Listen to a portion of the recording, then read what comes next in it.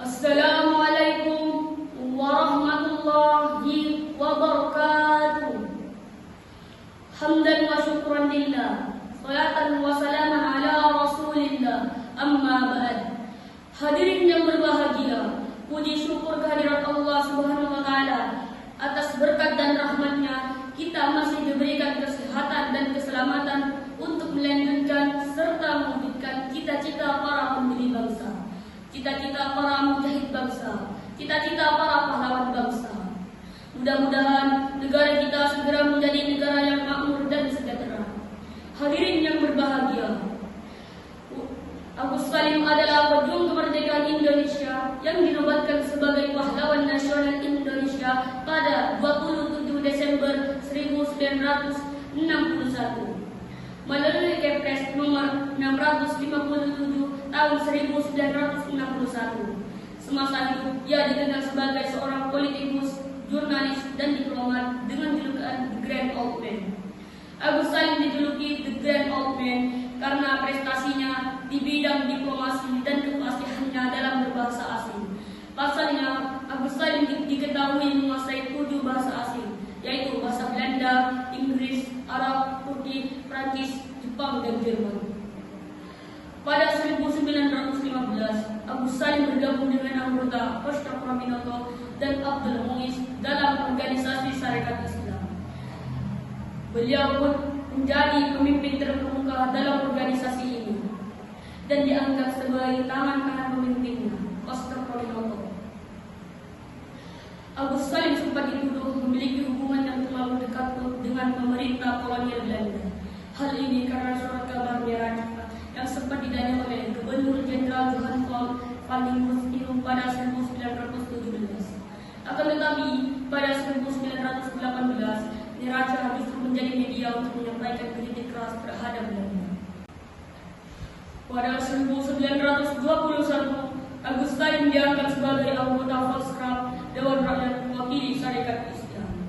Setelah Sarekat Islam pecah, Agus Salim mendirikan Partai Sarekat Islam bersama Cokroaminoto, yang kemudian menjadi PSSI.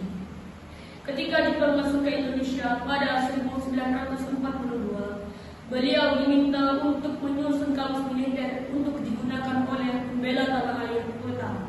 Setelah itu, Agus Salim ditunjuk untuk menasihati para pemimpin Indonesia seperti Soekarno, Muhammad Hatta, dan Ki Hajar Dewantara yang bertanggung jawab atas pusat tenaga rakyat utara.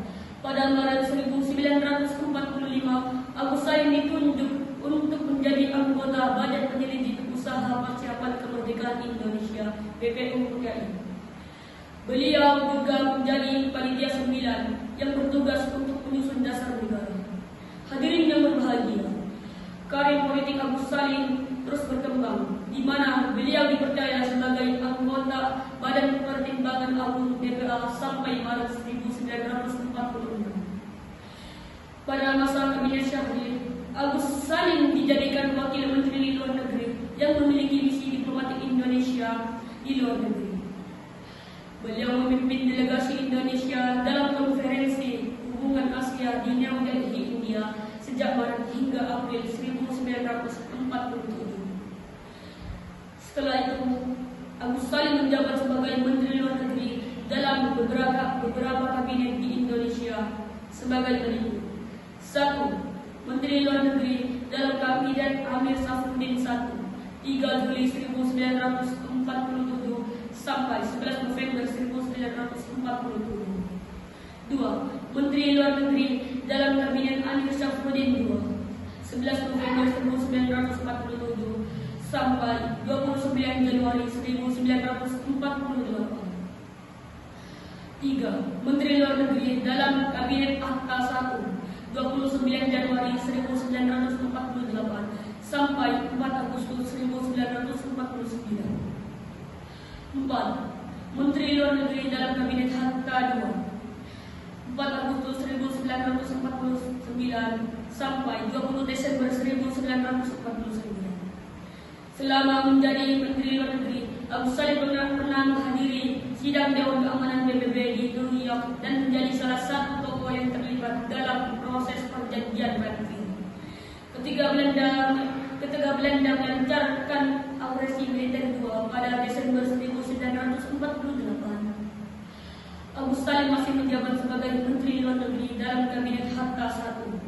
Beliau pun menjadi salah satu pemimpin yang diasingkan bersama Syahrir dan Soekarno ke Brastagi, Sumatera Utara. Sekembalinya dari pengasingan, Abu Salim kembali bertugas menjadi Menteri Luar Negeri untuk Kabinet Hatta II. Tugas diplomatik terakhir yang dijalankannya adalah sebagai delegasi Indonesia dalam konferensi Puncak Undang KNP di Den Haag, Belanda pada akhir 1949. Hadirin yang berbahagia, demikian bidang yang dapat saya sampaikan. Semoga bermanfaat. Terima kasih. Wassalamualaikum warahmatullahi wabarakatuh.